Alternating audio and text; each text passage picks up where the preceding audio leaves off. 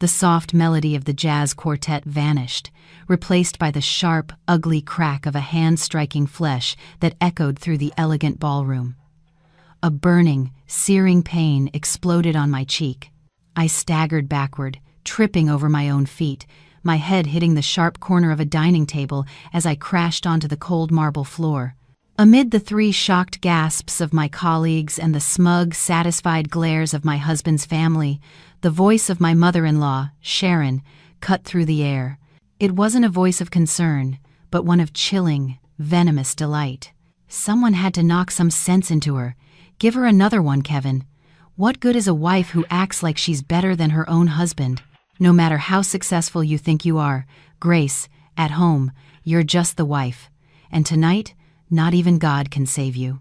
At the absolute bottom of my pain and humiliation, I fumbled for my phone, my fingers dialing a familiar number as I whispered through a torrent of tears. Ethan, please, save me. God didn't save me that night. But my brother did. And to think, this entire nightmare began just 30 minutes earlier, in what I believed was the happiest moment of my life. That evening, in the opulent starlight room overlooking the glittering expanse of Chicago, I thought I was the most fortunate woman in the world. My name is Grace Anderson, and dressed in a stunning emerald silk gown that my husband, Kevin, had picked out for me, I sat surrounded by jubilant congratulations. This party was for me. After 7 relentless years of dedicating my life to my career, I had finally been promoted to Vice President of Project Development at one of the country's largest real estate firms. I glanced at Kevin, at my in-laws, at my smiling sisters-in-law, and I truly believed that my success was their pride. I thought that 7 years of being a patient daughter-in-law, 7 years of being a devoted wife, had finally earned me their acceptance. I was so wrong. It was a fatal miscalculation. The celebration was in full swing when my CEO, a kind, middle-aged man who had always been my mentor, stood up to raise his glass. "If I could have your attention for a moment," he began, his voice warm. "I am truly overjoyed and immensely proud to have an employee as exceptional as Grace Anderson. She is not only brilliant and talented but possesses a will of iron." He turned to Kevin, clapping him warmly on the shoulder. "Kevin, my friend, you are one lucky man to have a diamond like this for a wife. You'd better hold on tight." The room erupted in applause. I beamed, turning to my husband, ready to thank him for his unwavering support. But when my eyes met his, the smile on my face froze. I saw no pride in his gaze. Instead, I saw a deep, simmering resentment. A toxic flame of jealousy and wounded ego was burning in his eyes. He was gripping his whiskey glass so tightly his knuckles were bone white. It was only then that I realized he had been drinking heavily since the moment we arrived. Just then, I saw his mother, Sharon, lean in close and whisper something in his ear. I couldn't hear the words, but I saw her smug, condescending smirk and the way she flicked her eyes in my direction.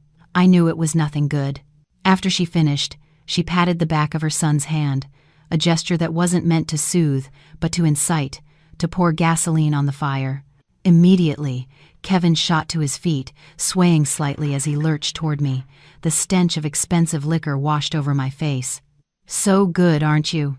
So damned good," he snarled, his voice loud enough to make the nearby tables fall silent and turn their heads. "You're the big boss now. You're on top of the world. And what am I? This husband of yours. I'm probably nothing in your eyes, am I?" "Kevin, what are you talking about?" I whispered, stunned, trying to take his arm. "Everyone is watching. You're drunk. Please, sit down." "Drunk?" He violently shook my hand off, his voice growing louder, more aggressive. "I might be drunk, but I've never been clearer. I am sick to death of living in my wife's shadow. Everywhere I go, all I hear is, 'Your wife is more successful than you. Your wife makes more money than you.' Do you have any idea how humiliating that is?" The entire restaurant was now deathly quiet. Every single eye was fixed on us. I could feel my face flush, a hot wave of shame making my ears ring.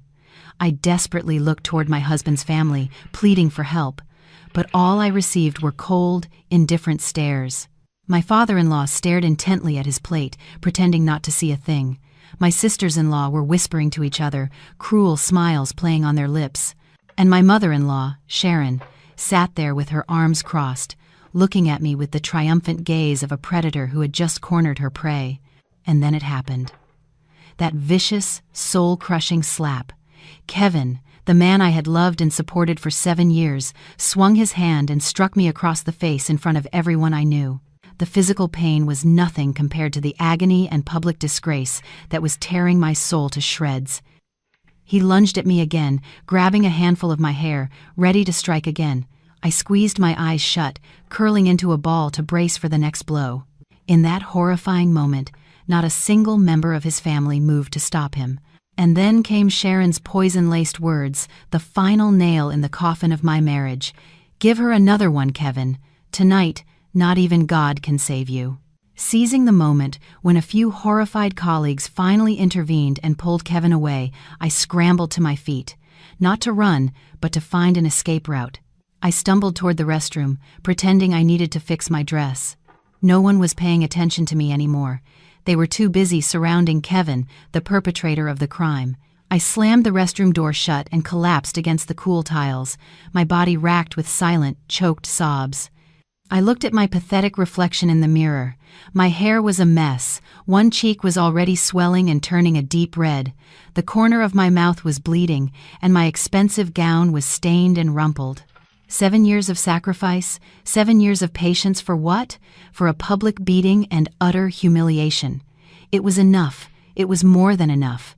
Shaking uncontrollably, I pulled my phone from my purse. The screen was fractured with a spiderweb of cracks from the fall. My fingers trembled as I scrolled to a name I hadn't called in a very long time, a name I always told myself I would never need to call upon. But tonight, I had no other choice. The name was saved simply as Ethan. The call connected. "Hello?" A deep, calm male voice answered from the other end, a voice that had always, without fail, made me feel completely safe. I couldn't hold it in any longer. The tears flowed freely as I tried to force my voice into a whisper, terrified someone outside might hear. "Ethan, please, save me." The horrifying drama at my promotion party was only the beginning. Who was this mysterious brother named Ethan? What would he do to save me? And what would I do to fight back against the brutality of my husband and the cruelty of his entire family? The line on the other end went silent for exactly 3 seconds. 3 short seconds that stretched into an eternity for me. I could almost picture the change on Ethan's face, his usual stoic expression hardening into something sharp and cold as steel. Then, his voice came through, devoid of any panic, just a chillingly calm authority. "Where are you?" "The Starlight Room, at the Pinnacle Tower," I choked out, trying to make the words clear. "Go into the women's restroom. Lock the main door. I'll be there in 15 minutes. He spoke in short, clipped sentences, then hung up. It wasn't a suggestion, it was a command. And in the midst of the chaos, that simple command was a lifeline, bringing a strange sense of security to my storm-tossed soul. Shaking, I did as he said. I stumbled into the largest stall and locked the flimsy door. I slid down to the cold floor, hugging my knees to my chest, my entire body still trembling from the pain and the adrenaline. 15 minutes. I just had to hold on for 15 minutes. Outside, the clamor seemed to have subsided. The party was clearly over. I could hear my mother-in-law's shrill, commanding voice echoing in the hall. "Clean this mess up. What are you all standing around for? This is just our luck. We come for a celebration and end up with a disaster. Where's Kevin? Get him home, now." Drunk and making a scene, utterly humiliating. Not a single word of concern for the daughter-in-law her son had just brutally assaulted. In her eyes, I was just bad luck, the source of the trouble. Then I heard Kevin's voice, slurred with alcohol. "Where's my wife? Where is she hiding? I'm going to teach her a lesson tonight, see if she ever disrespects me again." His heavy footsteps grew closer, approaching the restroom. My heart hammered against my ribs. I held my breath, pressing my hand over my mouth to stifle a sob. "Grace, get the hell out here." He slammed his fist against the main restroom door. "How long are you going to hide in there? Are you coming out or not?" The door shuddered with each blow. I shrank back into the corner, gripped by a primal fear. I was terrified he would break the door down and continue his assault. "Kevin, Let's just go home, Sharon's impatient voice cut in. Forget about her. Can she hide forever? We'll deal with her when she gets home. You're making a scene. Someone is going to call security. Perhaps his mother's words finally got through to him. The banging stopped. I heard their footsteps fade away until they were gone completely. The world fell silent again, leaving only the sound of my own suppressed sobs. I don't know how long I sat there, only that when I finally looked up, my legs had gone numb. Just then, the phone in my hand vibrated. It was a text from Ethan. Lobby, come alone. I took a deep breath, trying to summon the last of my courage. I looked at myself in the mirror, wiping away the tears, trying to smooth my tangled hair. I couldn't let Ethan see me in such a pathetic state. I unlocked the door and peeked outside. The hallway was deserted. I hurried to the elevator. When the doors opened to the main lobby, only a few staff members were left, quietly cleaning up. And then I saw him. Ethan was standing with his back to me, under the magnificent crystal chandelier. He wasn't in a suit, just a simple black shirt and dark trousers.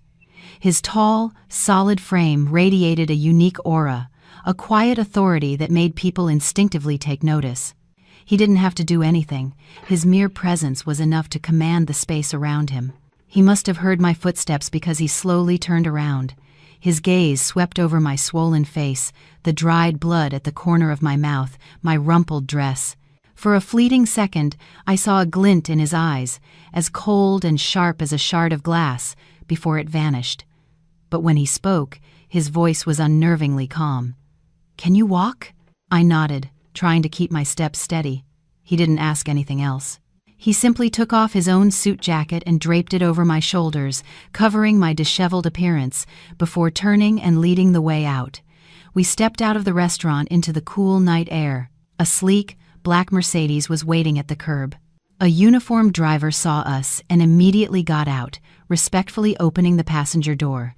I hesitated for a moment before getting inside.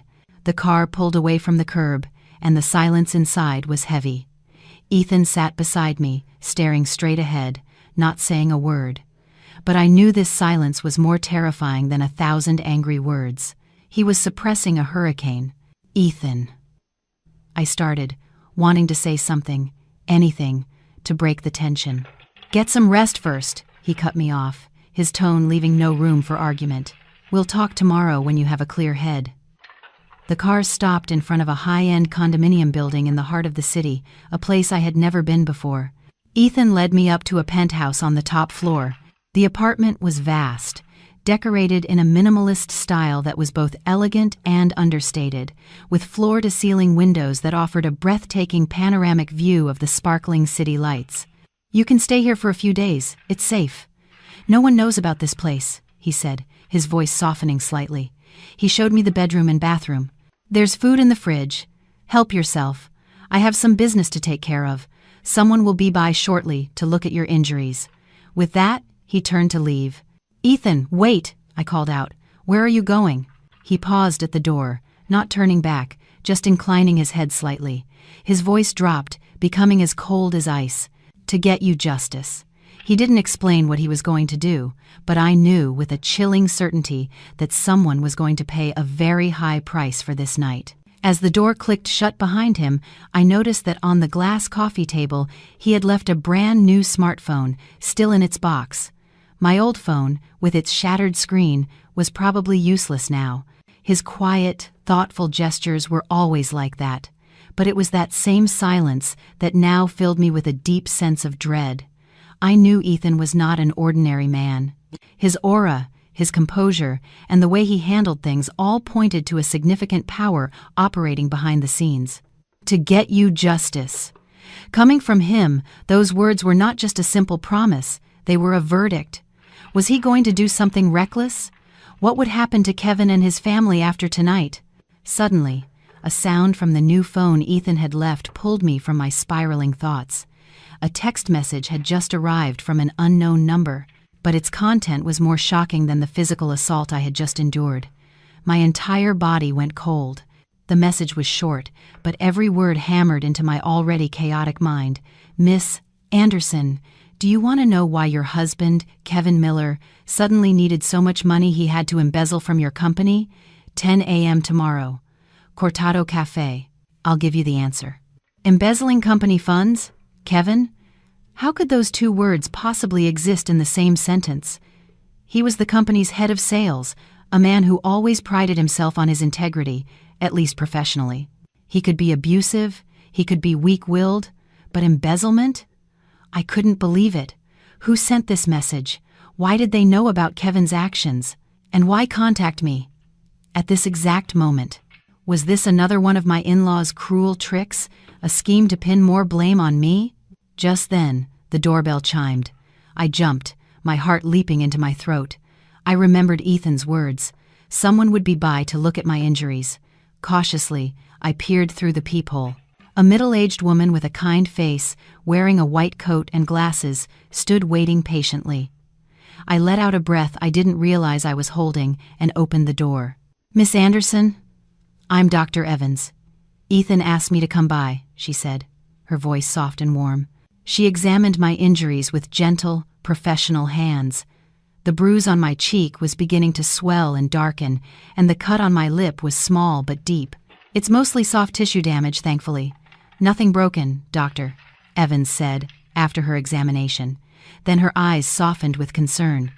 "But I can see some older, faded bruises on your arms and shoulders.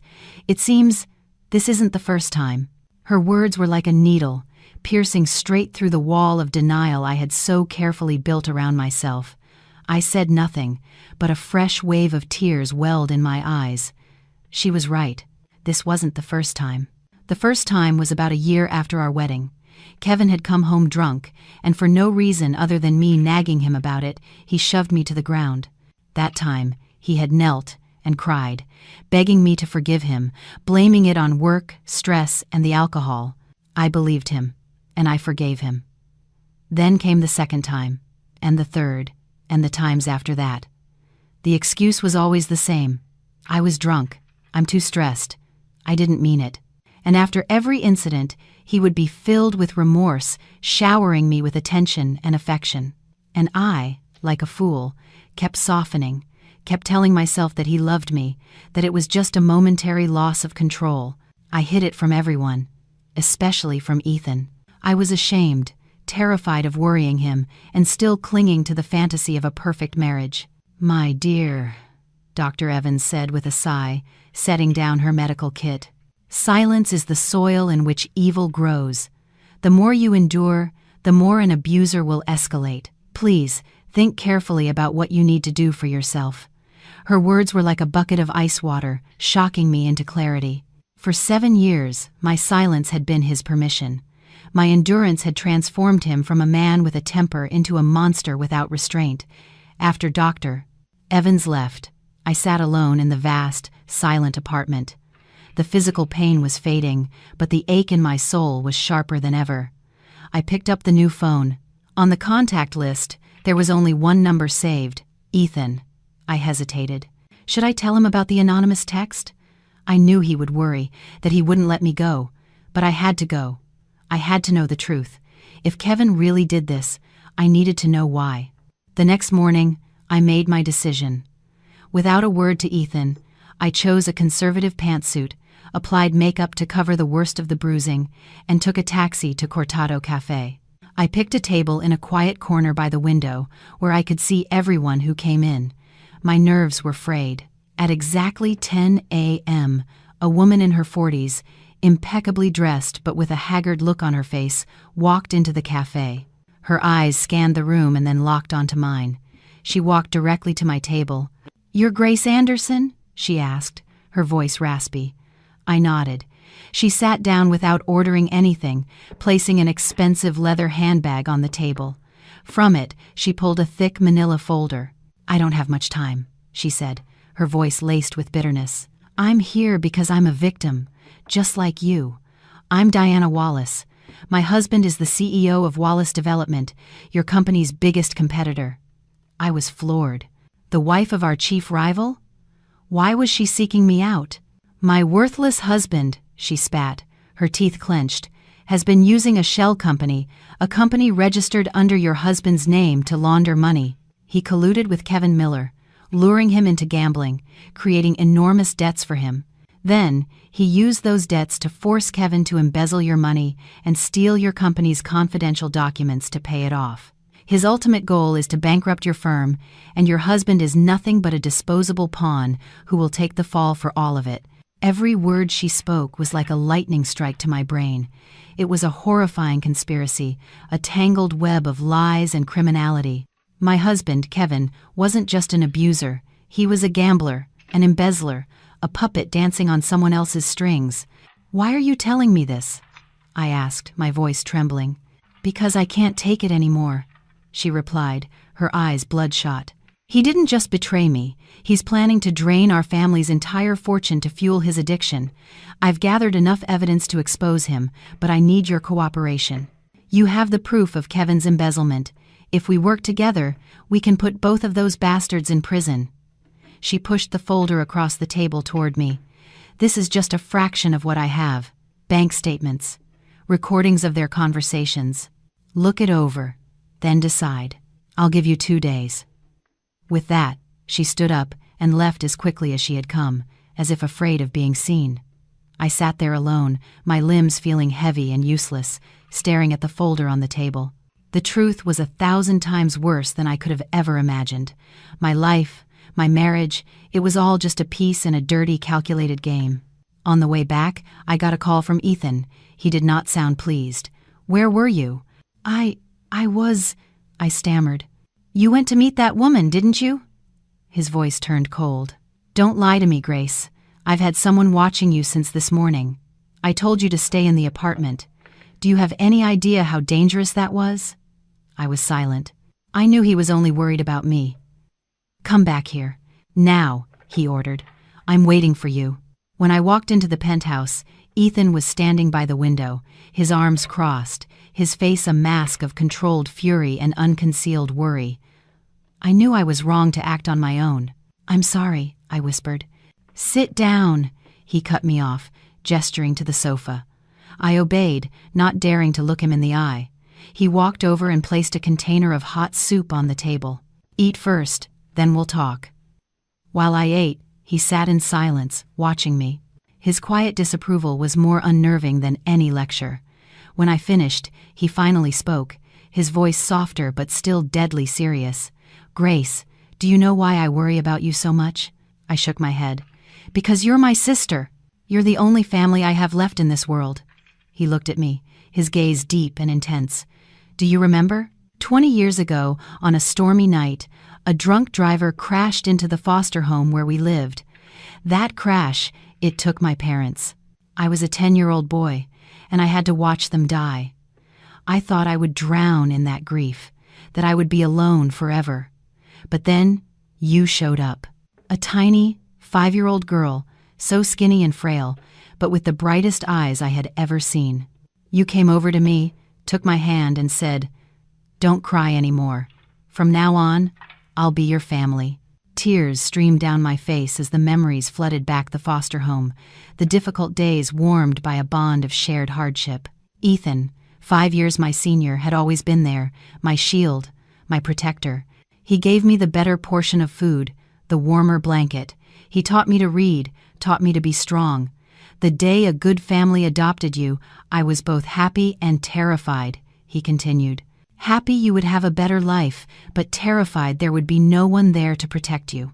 I swore to myself that day, no matter what it took, I would become so strong, so powerful, that no one would ever be able to bully my sister again. I clawed my way up in the world, Grace. I've done things you probably can't even imagine. All for that promise I made to a little girl a long time ago." Are you really in the mob?" I asked tremulously, remembering the sheer terror he had inspired in Kevin's family.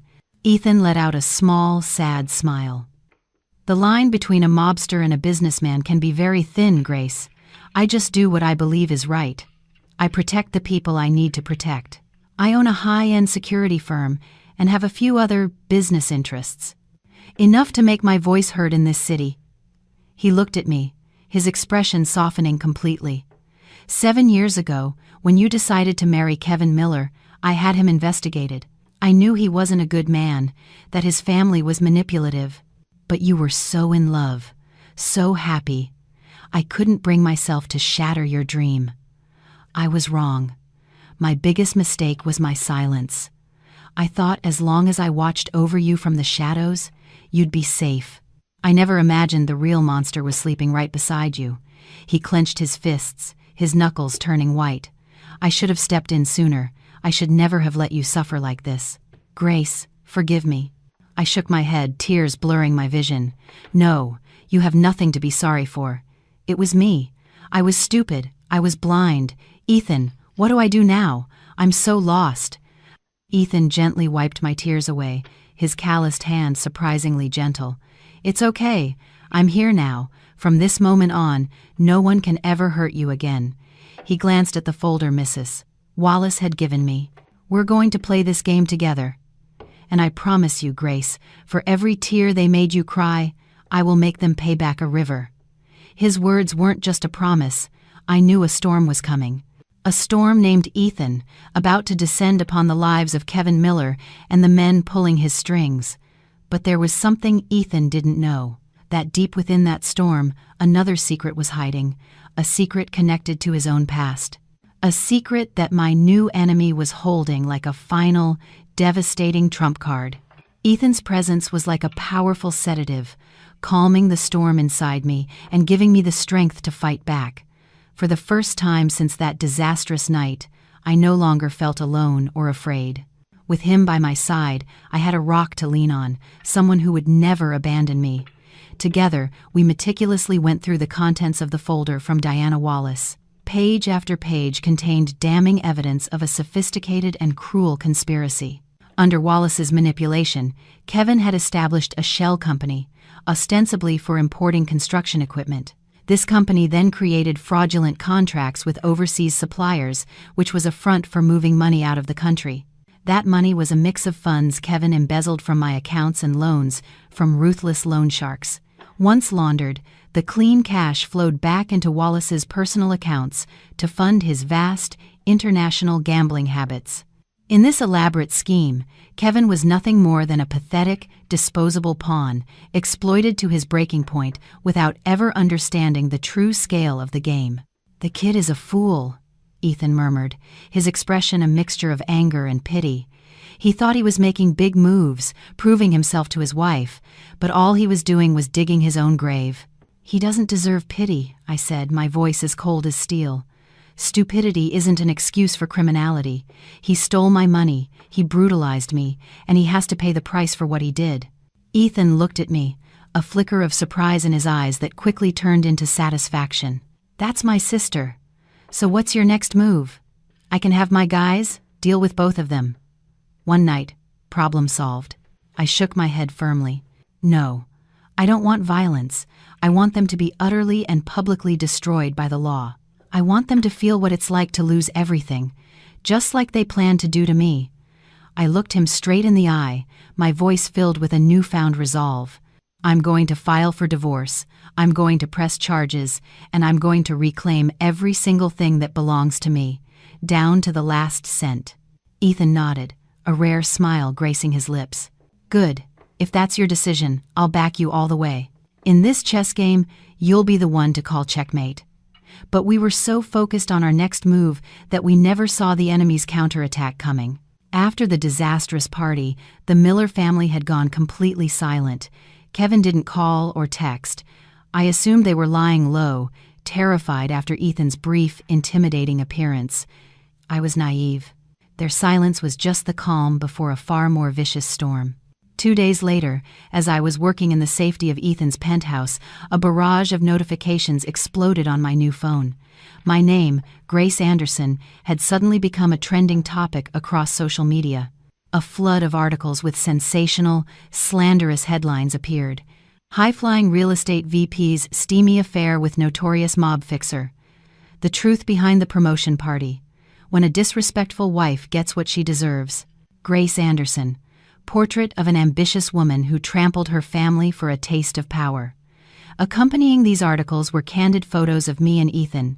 Ethan draping his jacket over me as we left the restaurant, him guiding me into the luxury condo building, us sitting together in the cafe. Through the malicious lens of their narrative, every gesture of brotherly care was twisted into evidence of an illicit affair. They had hired fake witnesses, people posing as colleagues and neighbors, to leave fabricated, slanderous comments, painting a picture that was the polar opposite of the truth. In their story, I was a shrewish, ungrateful wife who looked down on her husband, who used her success to belittle his family. And Kevin? He was painted as a long-suffering, tragic husband who had finally snapped under the pressure. The media assault was swift and brutal. I read every vicious article, every hateful comment, my hands shaking with a mixture of rage and helpless frustration. They weren't just trying to ruin my reputation, they were trying to drag Ethan down into the mud with me. They wanted to flip the script, turning the victim into the villain, using the weight of public opinion to crush me into submission. Just then, my phone rang. It was Kevin. This time, his voice held no trace of fear or regret. It was dripping with smug, arrogant triumph. "Well, having fun yet? You're famous now," he sneered. "Grace, I told you, you can't win against my family. You have two choices. One, you come home, get on your knees, and apologize to my mother, and we drop this whole divorce thing. Or two, you stay there with your mobster boyfriend and wait for society to spit on you, for your company to fire you, and for your life to be completely destroyed. The choice is yours." You are a despicable monster," I seethed. "Monster? Compared to what you've done to my family? This is nothing. I'll give you one day to think about it. Don't make me resort to more drastic measures," he said, then hung up before I could respond. I threw the phone onto the sofa, a feeling of utter powerlessness washing over me. I had severely underestimated their capacity for filth. They weren't just abusive and greedy. They were diabolically clever in their cruelty, willing to use the lowest tactics to get what they wanted. Ethan, who had been standing silently nearby, picked up the phone and scanned the articles. His face was a frozen mask of tranquility, but I knew that beneath the surface, a tsunami of rage was building. "They've just crossed the final line," he said, his voice low and dangerous. "I was going to let you handle this, let the law take its course. But it seems some kinds of trash can't be cleaned up with conventional methods." He pulled out his own phone and dialed a number. "Leo, I need you to find every account that posted or commented on the stories about Grace. Trace the IPs, find out who's behind them. You have 30 minutes. He delivered the order with an air of absolute authority. "Oh, and one more thing. Get the car ready. We have business tonight." He ended the call and turned to me, placing a hand on my shoulder, his gaze both gentle and unyielding. "Don't worry, and stop reading this garbage. Leave everything to me. Tonight, I'm taking you to see a very special play. It's called A Sinner's Regret." I had no idea what he was planning, but looking into his eyes, I knew one thing for certain. Tonight, Kevin Miller and his entire family would not be sleeping peacefully. And perhaps I was beginning to realize, to fight true evil, sometimes goodness alone is not enough. But the thing that scared me most was the gnawing question. Was the Miller family the only enemy I was facing? That first anonymous text, the perfectly timed appearance of Diana Wallace, was it all just a coincidence? The name Golden Gate Holdings haunted my thoughts for days. $200,000, a figure that was anything but small, secretly transferred month after month for 3 straight years. It couldn't be a regular expense. If it were an investment, why had Kevin never mentioned it? If he was paying off a debt, who did he owe such a massive amount of money to, and why? A storm of questions swirled in my mind, leaving me no peace. I decided to do some digging myself before bringing it up with Ethan.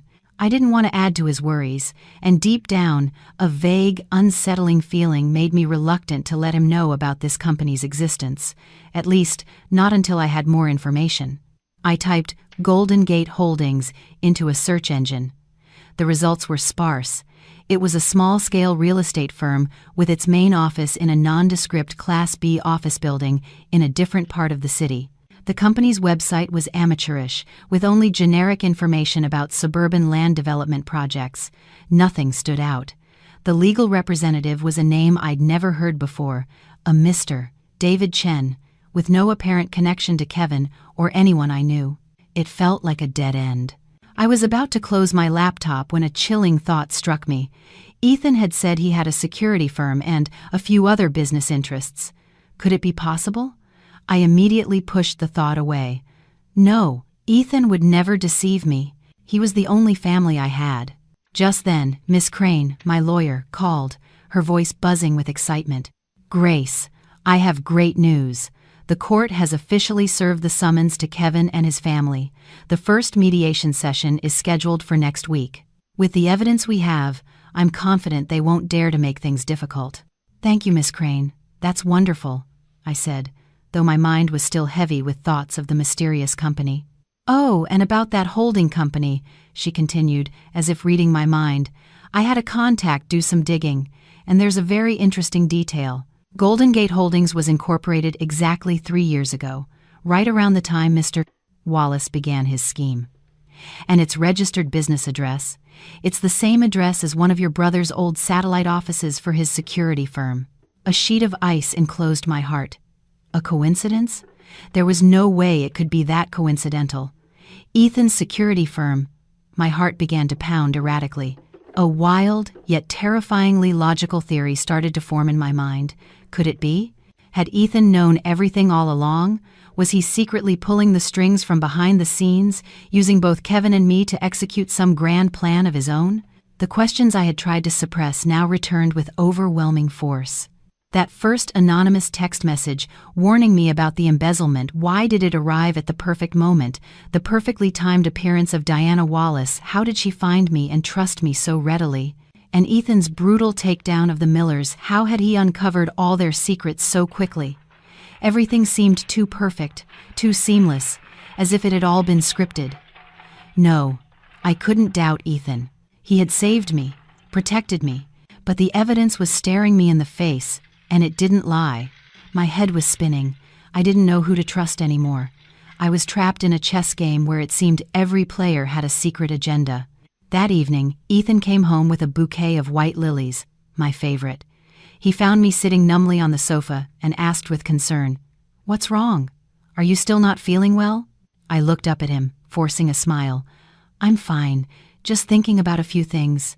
"Don't overthink it," he said, placing the flowers in a vase.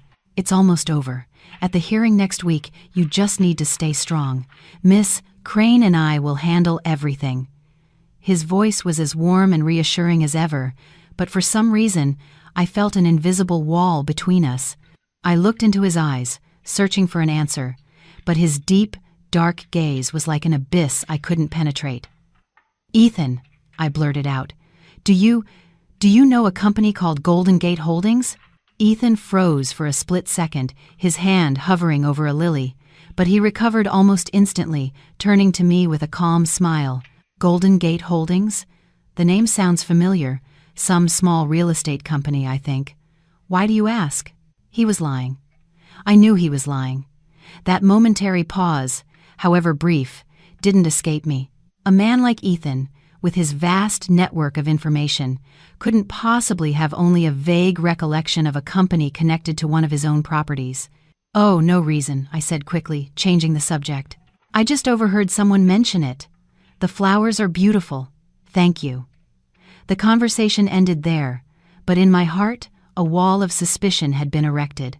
I couldn't fully trust Ethan anymore. I felt like I was being pushed into an even more dangerous position.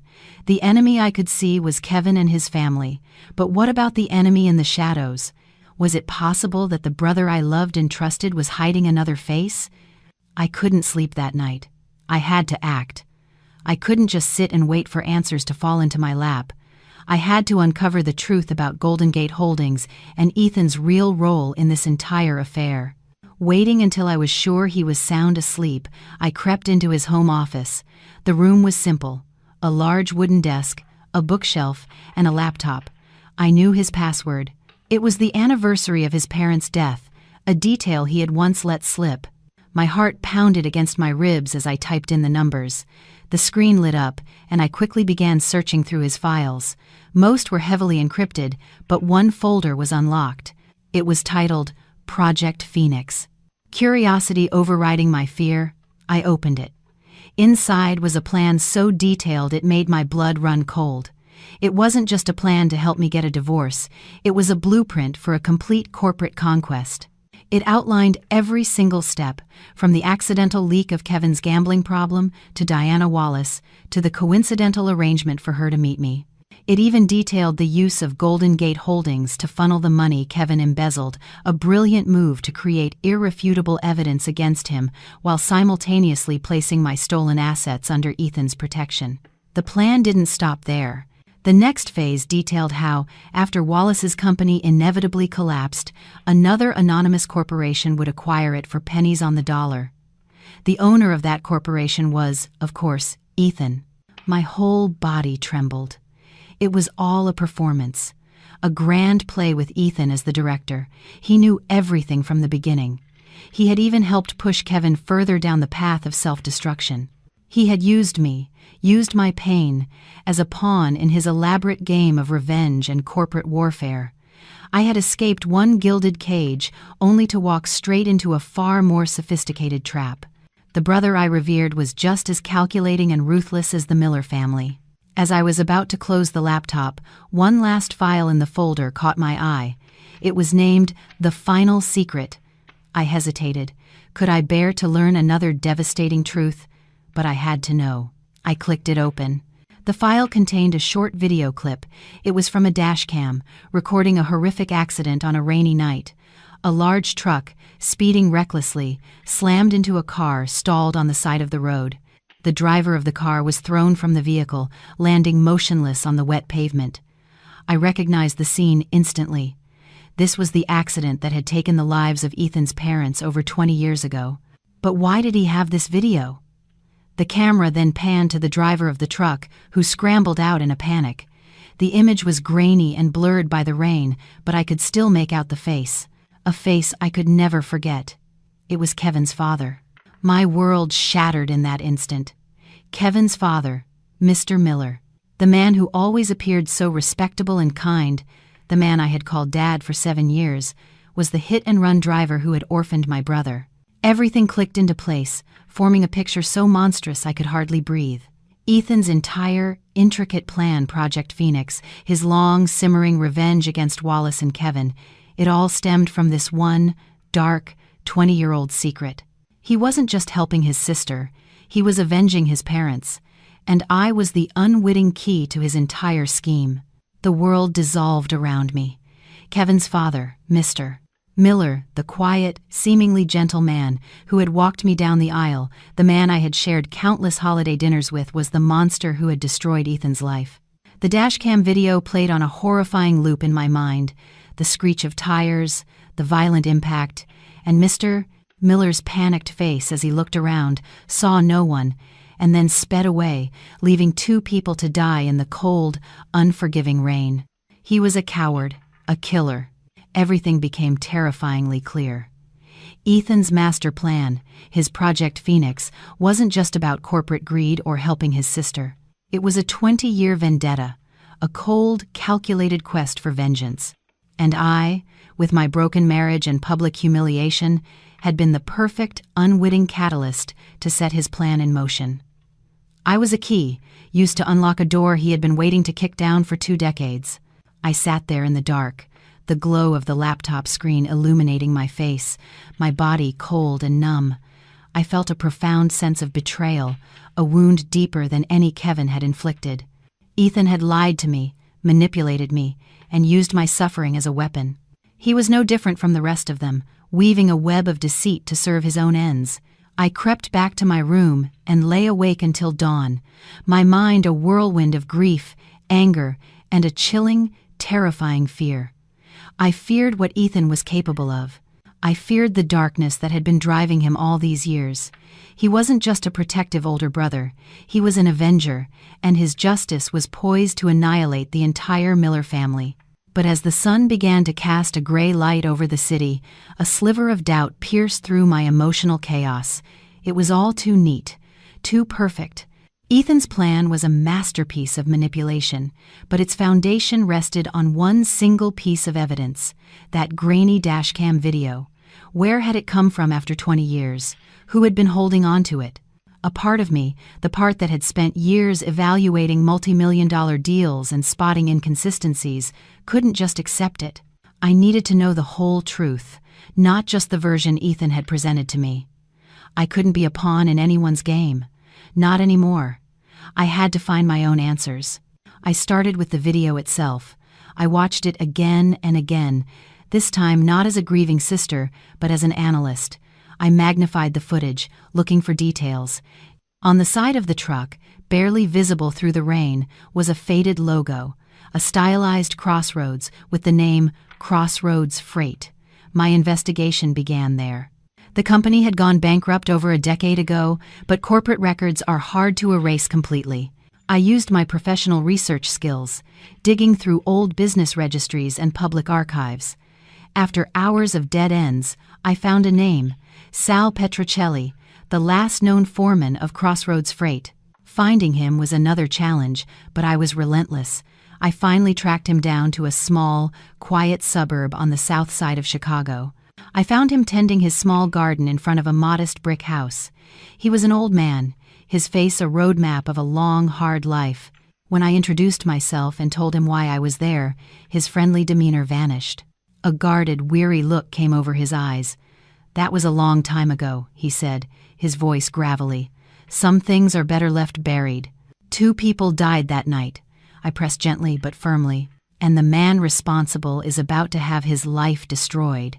If there's more to the story, you have to tell me. Please." I don't know what he saw in my eyes, desperation, sincerity, but he sighed heavily and motioned for me to follow him inside. The house was filled with the smell of old wood and tomato sauce. He led me to a dusty back room and pulled an old metal lockbox from a closet. "I knew this day would come," he mumbled, his hands trembling slightly as he opened it. "I should have gone to the cops back then, but I was scared. I had a family to feed." He pulled out a small, worn photograph. "This is the man who was really behind it all." I took the picture. It showed a much younger man, handsome and arrogant, leaning against a luxury car. The face was instantly recognizable, though without the lines of age and stress. It was Mr. Wallace. "Wallace?" I whispered, completely bewildered. "Yeah," Sal nodded. "Back then, he was just starting out, a real shark. He and the man who owned that car, Ethan's father, were bitter rivals in the logistics business. Wallace was losing. Badly. Sal's story came tumbling out, a confession he had held on to for 20 years. The night of the accident, he had seen Wallace sneaking around the truck yard. He thought it was odd, but didn't think much of it until after the crash. Mr. Miller, he explained, was a good driver, a decent man who was just starting out. He was set up. "The kid's brakes were cut," Sal said, his voice cracking. "It wasn't an accident. It was murder. Wallace planned the whole thing to ruin his rival and then pinned it on the new guy, Miller. Miller panicked and ran. He was a coward, but he wasn't the killer. Wallace was." He then handed me the most damning piece of evidence, an old, yellowed maintenance log. Next to the entry for Mr. Miller's truck that day, there was a tiny, almost invisible notation he had made himself. "Brake line looks tampered. Reported to office. W. Told me to ignore." W for Wallace. I stared at the logbook, then at the photo, my mind struggling to process the enormity of it. I had been reeling from one devastating truth, only to be hit by another, even more monstrous one. Ethan's entire life's mission, his meticulously crafted revenge, was aimed at the wrong man. He had been hunting a shadow, a scapegoat, while the true devil had been hiding in plain sight, laughing at them all. And in a twist of cruel irony, this same devil was the man Ethan was now playing a corporate chess game with, completely oblivious to the fact that he was the monster who had started it all. The architect of all our pain was not the man we were trying to destroy, but the man we were using to do it. Leaving Sal's quiet suburban house, both Ethan and I were enveloped in a heavy, suffocating silence. The truth we had just unearthed was too shocking, too monstrous.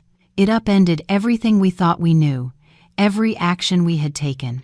Ethan drove, his knuckles white on the steering wheel, his eyes fixed on the road ahead. But I knew his mind was somewhere else, entirely lost in the past, in a maelstrom of grief and a renewed, white-hot rage. The enemy he had hunted for half his life wasn't the cowardly Mr. Miller, but the very man he was systematically destroying in the boardroom. The architect of his parents' murder was his corporate rival, Mr. Wallace. "What are you going to do now?" I asked softly, breaking the tense silence. Ethan didn't answer right away. He pulled the car into a deserted parking lot overlooking Lake Michigan and cut the engine. The last rays of the setting sun painted his chiseled face in shades of orange and gray, making him look older, harder. "I was wrong," he said, his voice raw. "I let hate blind me. I almost destroyed an innocent man's life." He slammed his fist against the steering wheel, though God knows he's no saint. But Wallace, to think it was him all along. He turned to me, and for the first time, I saw a terrifying combination of pain and cold fury in his eyes. "He has to pay. I won't let him live another day in peace." "What are you planning, Ethan?" I asked, a knot of fear tightening in my stomach. "Your plan to take over his company is already in motion. Isn't that enough?" "Take his company?" he interrupted, his voice dangerously low. "That's a slap on the wrist. A man who commits murder deserves to pay with his life. I'll handle him my way." My blood ran cold. I knew what his way meant. It meant the law of the street, blood for blood. "No, Ethan, you can't," I pleaded, grabbing his arm. "If you do that, you'll be no better than him. You'll become a criminal. Your parents wouldn't want that for you. We have evidence now. We have a witness. Let the police handle it. Let the law punish him." "The law?" He let out a bitter, humorless laugh. "Where was the law when my parents were left to die on the side of the road? Where was the law when you were being beaten by your husband and slandered by his family? Grace, you're too good for this world. Some monsters can only be dealt with by force." For the first time, we were truly arguing. I tried desperately to pull him back from the edge of a vengeful abyss, but it seemed hopeless. The hatred had been festering inside him for too long, and this new revelation had just fanned it into an inferno. Just then, Ethan's phone buzzed. It was Leo, his trusted assistant. "Boss, we have a situation. Wallace just called. He wants to meet you, tonight. Urgently." He sounded panicked, like he knows something is closing in on him. Ethan's expression sharpened. "Where?" "A private bar downtown. The Black Rose, VIP room, top floor, 9 p.m. "I'll be there," Ethan said and hung up, his face becoming a mask of cold calculation. The old fox can smell the trap. He must have realized someone is systematically dismantling his empire. "You're still going?" I asked, my voice filled with dread. "Ethan, it's obviously a setup." "So what if it is?" he replied with a chilling smile. "I'm also curious to see what tricks he has up his sleeve." He looked at me, his gaze softening almost imperceptibly. "Go home and rest, Grace. Leave tonight to me." But I couldn't.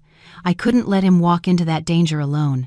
That night, I told Ethan I was going back to the penthouse, but instead, I took a taxi and followed him from a distance. I watched his car disappear into the parking garage of the Black Rose, a notorious and chaotic nightclub. My heart hammered against my ribs. I couldn't go inside. All I could do was stand across the street in the shadows, my eyes glued to the windows of the VIP lounge on the top floor, praying for his safety. Time crawled by. Every minute felt like an hour. Then, after what felt like an eternity, I heard it faintly at first, then louder the sound of shouting, of glass shattering, and then a single, sharp, deafening bang that ripped through the night. A gunshot. My world stopped. Ethan. I didn't think. I just ran, dodging traffic, sprinting towards the club. People were screaming, pouring out of the entrance in a panicked mob. I fought my way through the crowd, pushing my way up the stairs to the second floor. The hallway was blocked by the club's security, but I could see past them, toward the partially open door of the VIP room. I saw figures struggling inside, and then I saw Ethan. He was clutching his arm, blood seeping through his dark shirt. Across from him, Mr. Wallace stood, his face a grotesque mask of rage, a pistol in his hand. "Who the hell do you think you are?" Wallace shrieked, his voice cracking with madness. "You and that bitch, Grace, you're both going to die tonight."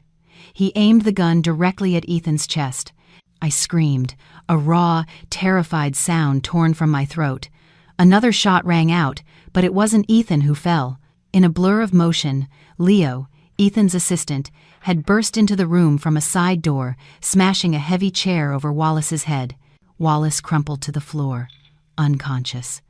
Instantly, plainclothes police officers swarmed in from every direction, securing the scene. It turned out Ethan had anticipated the danger all along. He had alerted the police, turning Wallace's ambush into an elaborate sting operation. The fight and the gunshots were part of his plan to catch Wallace in an undeniable act of attempted murder. I rushed to his side. "Ethan, are you okay?" "I'm fine," he said through gritted teeth, his face pale but his eyes clear. "It's just a graze." He looked at Wallace being handcuffed and hauled away, then he looked at me. "Sorry to make you worry." The monster was finally caught. But in that moment, as the adrenaline faded, I felt a strange emptiness. The arrest of Wallace had exposed a terrible crime, but it also meant that we had become central figures in a murder investigation that stretched back 20 years.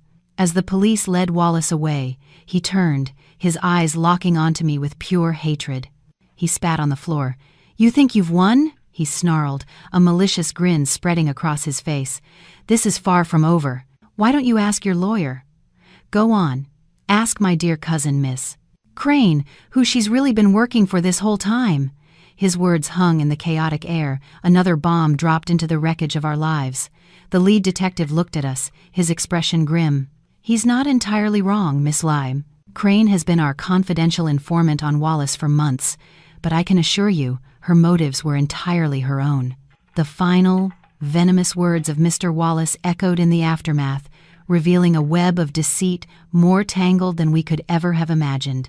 Miss Crane, our trusted lawyer, the sharp, compassionate woman I thought was my advocate, was Wallace's cousin. She had been playing a double game, using me and Ethan as instruments in her own long, simmering family vendetta. The revelation was the last piece of a sprawling, multi-generational puzzle of hatred and betrayal. In the weeks that followed, the full, sordid history of three families, the Andersons, the Millers, and the Wallaces, was laid bare by a sweeping federal investigation. Wallace's confession, combined with the evidence from Sal, my grandmother's diary, and the contents of the USB drive from Diana Wallace, painted a complete picture of a dynasty built on lies and blood. The patriarchs of the Wallace and Miller families were not rivals, but brothers. They had orchestrated a decades-long scheme, a twisted play of feigned animosity to consolidate power and wealth by destroying their competitors and manipulating their own children. Their feud was a smokescreen to hide their collaborative crimes. The trial was a media sensation, a grim epic of American ambition curdled into pure evil. It was a story of stolen inheritances, swapped identities, and murders disguised as accidents. The court delivered the harshest possible sentences. The two masterminds, Wallace's father and Kevin's father, received life sentences without parole for orchestrating multiple murders and running a criminal enterprise. Wallace himself, for his direct role in the killings and financial crimes, received the same fate. The rest of the pawns in their game, Kevin, his mother Sharon, and others were given sentences that reflected their complicity. The scales of justice, after tilting for so long, had finally found their balance. After the verdicts, our lives began to slowly, cautiously move into the light. The truth about his adoptive father had shattered Ethan. He retreated into himself, locking himself away from a world that had proven to be a lie. But this time, he wasn't alone. My cousin Alex, who had flown back from overseas, and I refused to let him drown. We sat with him. We talked. We were simply present, reminding him that the family he had built on a foundation of love was real, even if the one from his past was not. The cold, hard shell of the underworld figure began to crack and fall away. Ethan dissolved his security firm, reinvesting his considerable assets into legitimate businesses and a charitable foundation dedicated to helping children in the foster care system. He was no longer an avenger. He was a builder, Alex, with his expertise in technology, founded a leading cybersecurity firm, working with law enforcement to prevent the kind of sophisticated financial crimes that had nearly destroyed us. My first priority was my real mother. We brought her back from the Vincent Institute, that house of horrors disguised as a hospital. Years of trauma had taken their toll, and her memory was a fractured mosaic. But in the quiet safety of a new home, surrounded by the unconditional love of her family, she began to heal. Some days, there would be a flicker of recognition in her eyes, a soft smile that was a ghost of the woman she once was. And for me, those small moments were everything. I also reached out to the woman who had raised me, my adoptive mother. I understood now that she too was a victim, a lonely woman used as a pawn her whole life. I brought her to live with us. The two mothers, one who gave me life and one who gave me a life, found a strange, silent comfort in each other's company in the twilight of their years. My marriage to Kevin was over, a painful chapter closed. Surprisingly, after he served his reduced sentence for his cooperation, he came to see me.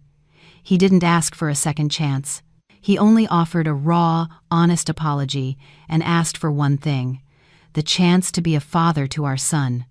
Seeing the genuine remorse in his eyes, I agreed. Our son deserved a father, and a father who had learned from his sins was better than no father at all. A year later, on a warm summer evening, we were all gathered at a cozy house by the lake. Me, my two mothers, Ethan, Alex, and my little boy, his laughter echoing in the garden. We were no longer broken pieces of separate, warring families. We were a new family, forged in fire and bound by a love that had proven stronger than generations of hate. That night, as I was putting away some old boxes, I found a letter my adoptive mother had written to me years ago but had never had the courage to give me. In it, she confessed one final secret. The night of the fire at the foster home, the night she had saved me, she had saved another child as well, a little boy. Fearing for his safety from the powerful families she knew were hunting him, she had secretly placed him in another, more distant foster home. That boy was Ethan. Ethan and I weren't just foster siblings. We were cousins, the last two blood relatives of our generation, a bond of fate that had drawn us together through the darkest of times. I folded the letter, a gentle smile on my face, and looked out the window. Ethan and Alex were teaching my son how to skip stones across the water, their laughter mixing with his. The long night of pain and vengeance was finally over. The past was no longer a ghost that haunted us, but a lesson that had made us stronger.